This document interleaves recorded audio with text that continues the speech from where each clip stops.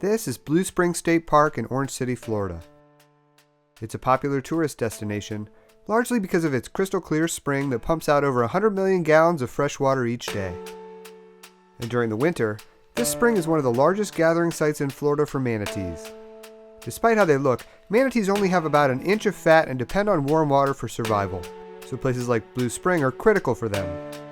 Unfortunately, there is currently an infestation of another animal in the spring: armored catfish.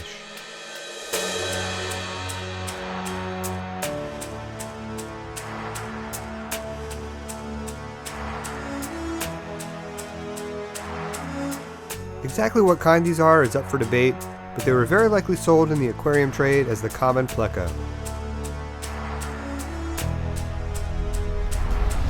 Someone has let these South American fish loose into the river system, and they're reproducing in huge numbers.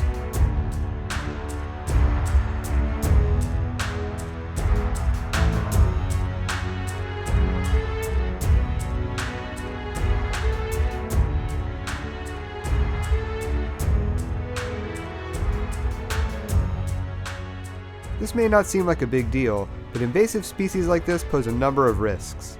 First, the manatees come to the spring to seek refuge. They've frequently been seen doing 360-degree rolls in an attempt to deter the catfish from clinging to them. This is a huge source of stress and detrimental to their well-being. Second, the catfish dig out the soil so the females can lay their eggs. In large numbers, this can cause significant erosion, transforming the entire ecosystem.